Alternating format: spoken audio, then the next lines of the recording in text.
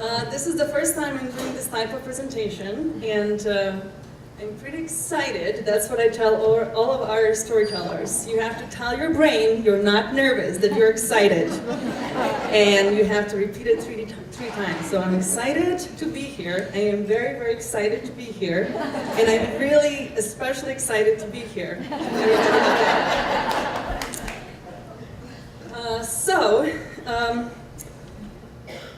Where to start my story? I guess my story started, this man behind me was a ruler of our country from 1943 to 1980.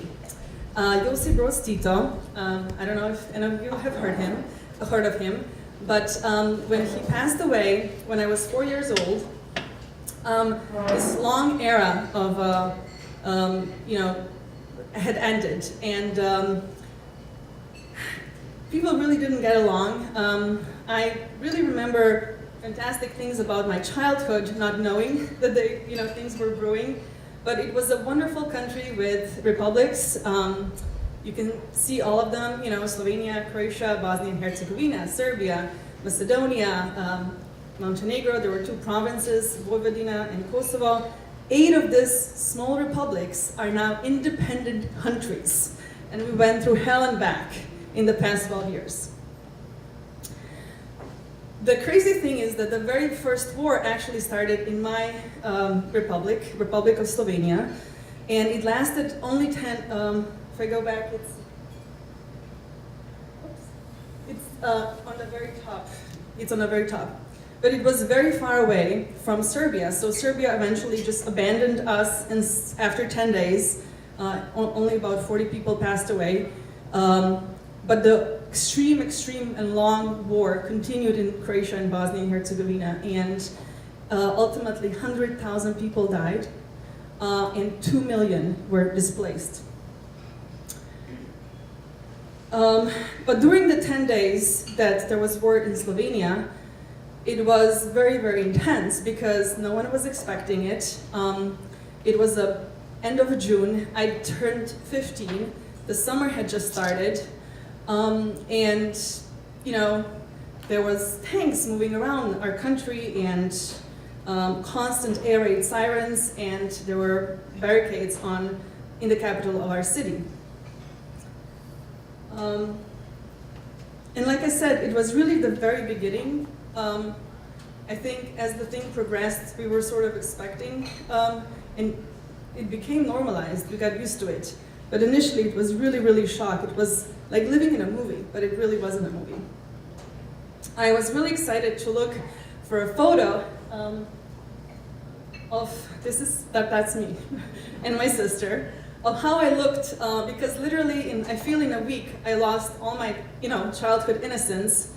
And I always go back, now that I work with young people about me during that time, being a young teen and having to just realize that this is what had happened. I remember very clearly we had just gotten a puppy, 3 months old, after begging our parents, because we lived in public housing and we only had a tiny small 2-bedroom apartment, but we were like begging, 5th floor, yes, we will take the dog out 3 times a week for sure, even though we didn't have an elevator, like we promised all of that. So it was very exciting. What happened after is that, that experience had such a profound effect on me, and the war had continued, like I said, so all the refugees from Bosnia and Croatia started coming north, and there was so many, and I immediately started volunteering and eventually starting, even in university, working day, night, weekends, mostly predominantly with the Bosniak, which is Bosnian Muslim refugees. They were predominantly and mostly and very, very unjustly affected during the war that ended in '95 with the genocide that on July 11th, where over 8,000 boys, 11 and older, and men were brutally murdered. While I was working in the refugee camp, and I swear to God, has to do a lot of luck that I'm standing here today, There was an organization called Open Society Institute, George Soros Foundation, and they were like, we're going to give away 4 scholarships. Why don't you fill out this form? You look like you fill the profile. I did, not really thinking of anything. My parents, very, very middle class, and nowhere ever traveled or lived outside of the country. But I filled in through the process of interviews, and I had to write a bunch of essays, and next thing I know, I was one of these 4 people that got a scholarship, and I moved to Eau Claire, Wisconsin.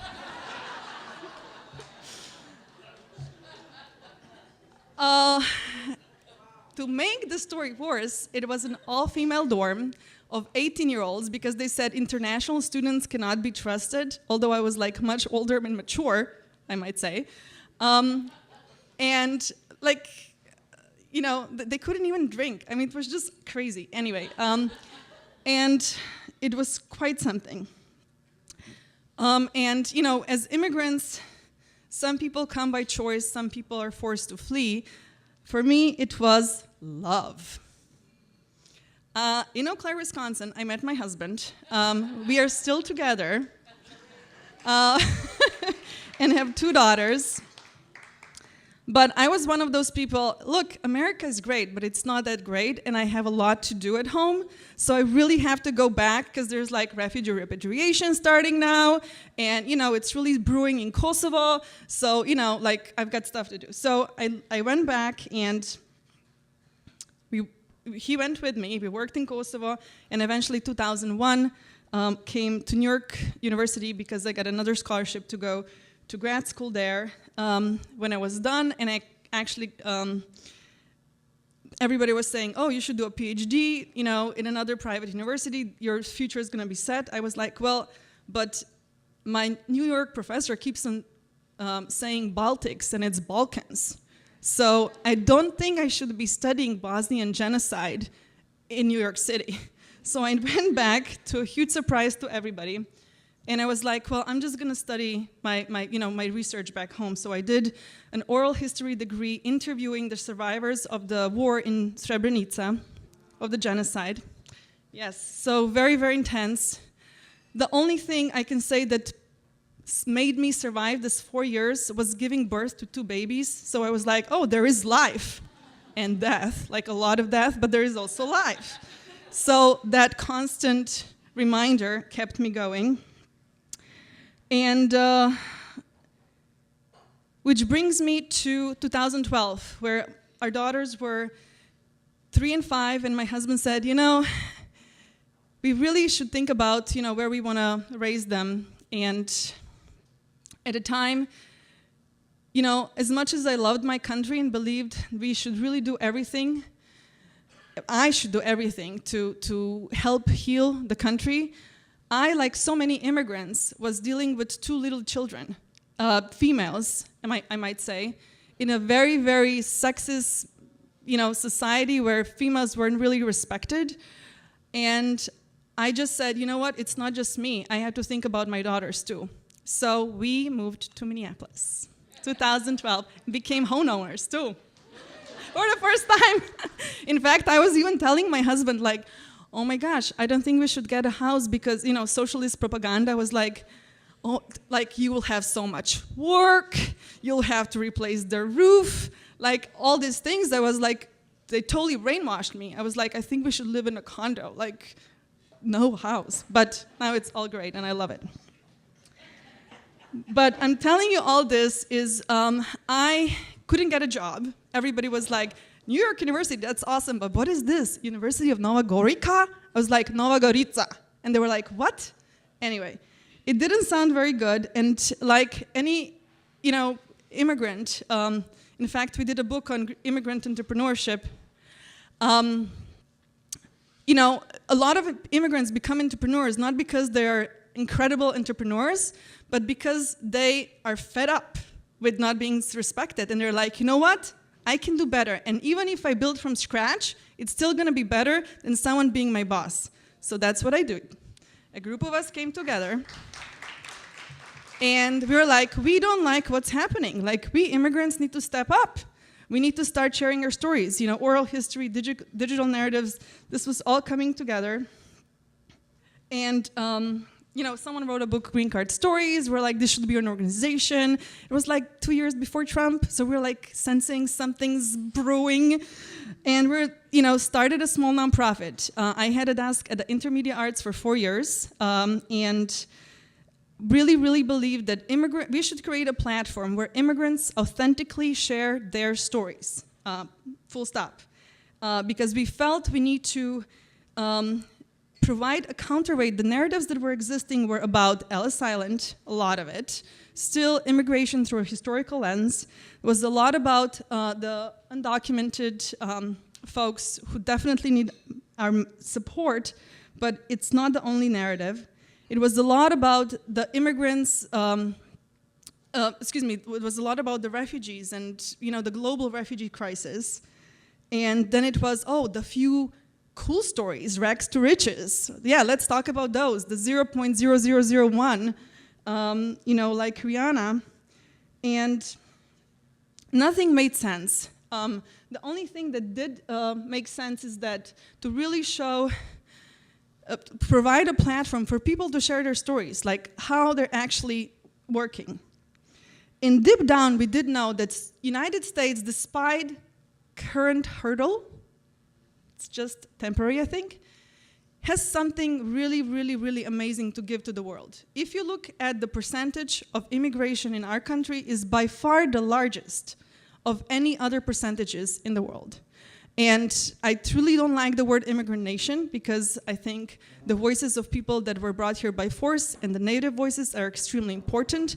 But I do want to say that looking at globally, United States should be the leader how immigrants are welcomed, and not be the leader in how immigrants are not welcomed. Thank you. So, how many more minutes? I'm sorry.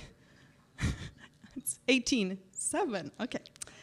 So, when I was studying genocide, the entire quest, all of my studies, you know, way too much education, trying to find out why did this happen, right? Like, why do people dislike each other to the point they kill, you know, large groups? And I realized, after all these studies, it starts it starts way before the actual act actually is committed, right? And I see a lot of it in this country today. I'm not trying to say we're going to have a genocide in 4 years, but I see a lot of the same things that were happening in my country of Yugoslavia, and we also never expected a genocide. What I know, and it's the only thing that works, is empathy is like a muscle. If you don't exercise, it's gonna get weaker. If you do more of it, it's gonna expand. So intentional diversity, reaching out to people that are different, takes you from a comfort zone into the learning zone. It's a process that isn't comfortable, but it's supposed to happen if you want to grow and live together inclusively. Thank you. And what we also know is that storytelling, when people share authentically, and when people listen, not hear, big difference. When people listen, something incredible happens. Same parts of our brain light up. They did MRI studies. It's the one study that I believe in, and I can send you the link. They did the MRI study, social studies. People authentically sharing stories to one another about pain. Same pain parts of the brain were lighting up and so forth. And this is how that happens. If we are not reaching out to one another, that does not happen. I want to quickly, because I know you're educators, I want to quickly tell you about the organization. So we were recording stories. We were recording stories and still are recording stories in a unique way. We prepare the students, giving them 6 open-ended questions a month in advance. They prepare, they're comfortable, they know what they're gonna talk about.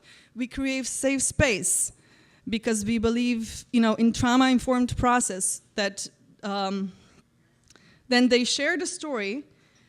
We co-edit the videos with them so that they're always in control. They're the driver of their story. We are just supporting them in writing the essay. A lot of the immigrants are like, oh my gosh, there's so much in English that I have to think about. But we provide them the transcript of their oral narrative, which is, they're so much better in oral than they are in written. So this is a great, great lead. And they participate in the design, the launch, but most importantly, they do a lot of readings.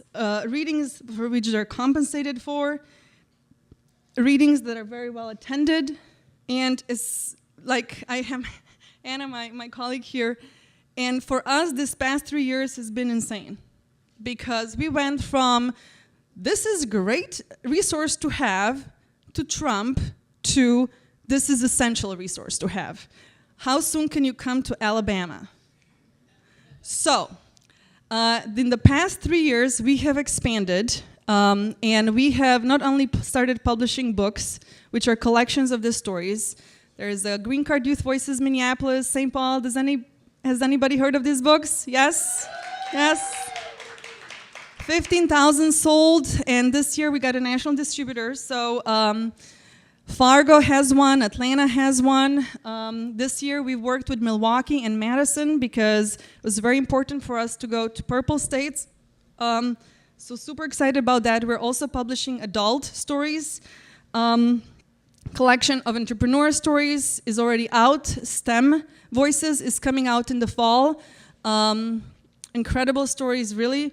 We want to both let folks know, general audience, amazing things immigrants are doing, but also provide a representation for immigrant youth to see themselves perhaps in the future. I would like to say that we did our first large impact study this spring. A school in Wisconsin called us up and they said, we have extreme bullying problem and we're doing an all-read. We're doing it on immigration. An all-read means that an entire school, 2,000 students and 200 teachers read one book. They said, we want to buy Green Card Youth Voices Minneapolis book. Do you have 2,200 copies? And I said, we can have, yes. We had to print some. But what I'm trying to say, of course we didn't. But what I'm trying to say is that we asked folks before the book and after the book what they thought about the word immigrant or the word immigration. This is what they told us before. So the largest is the word foreign, Mexican, illegal, country, Trump, wall, travel, America, undocumented, refugee, border, struggle, Donald.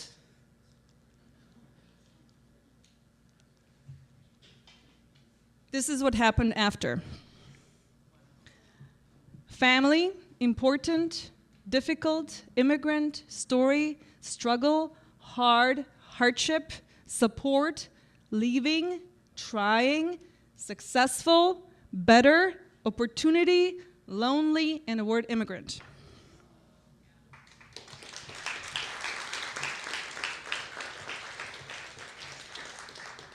Can I have 3 extra minutes, possibly? I'm so sorry. This is like the most important part of my slideshow. Now, finally. I just want you to walk away with 3 things that I have learned interviewing now 150 immigrant youth. 3 things. First thing is belonging. The one thing these kids and what I needed when I was here at 19 is to feel like they belong. And when I come into a classroom one easy thing I do is I say, do you know which is like the most spoken language in the world? And they're like, I don't know, Spanish, Chinese. So they're trying to guess, and I always say, English with an accent. And they're like, whoa. And I'm like, who here, I pretend I don't know, who here speaks some English with an accent? Everybody's like, me. And I'm like, me too. Let me all give you 5 high fives. And everybody wants to belong, even if it's like, who has black shoes today? You know, anything you can come up with, make sure these kids feel like they belong. Second thing, trauma. I will tell you, I went through hell and back. I ended up doing the Peace March, 110 miles from Srebrenica to the safe zone 7 years ago to heal just from doing my PhD about trauma. You can have a secondary trauma from studying trauma. And I will tell you that in October, we recorded 6 stories of the Rohingya youth in Milwaukee, and I still think about them at night. How it is to go from Bangladesh 1,200 miles to Malaysia with not about enough food on the boat for 1 month, and how you see bodies being thrown in the water while you're traveling. These are the kids that may be in your classroom. And they need to be heard. They need to feel safe. They can't study. They first need to talk about it or get help somehow. It's very, very real. And lastly, I want to talk about empowerment. It is crazy what happens once these individuals are empowered to know they have a voice. No one will fight for them as much as they will fight for themselves, for people that are coming behind them, and for people that are ahead of them, their parents. No one. They will fight the strongest. And what we need to do is support them. This is a picture of Zainab Abdi. She shared her story for the first time for Green Card Voices Project many years ago, for now. She has since gone on to United Nations twice to share her story about her Yemeni experience, giving voice to countless that today don't, but are starving in thousands. Her story, after the Muslim ban was announced, was shared over 20,000 times, 19,000 times. And you probably know that in January, Malala co-wrote a book called We Are Displaced, with Zainab Abdi's story being in the book with Malala, taking 45 pages of the book, which is actually more than Malala's story. What I'm trying to say is that this is one student who was empowered and was provided with expertise, how to do public speaking, encouraged, paid for their time. And lastly, I'm going to just conclude with this, and I'm going to read it. Never doubt that a small group of thoughtful, committed people can change the world. Indeed, it's the only thing that ever has. And please, I too thought that someone's going to stop the war. United Nations, surely. People can't just watch, have this happen. But they did, and it's really, really up to us. Thank you very much.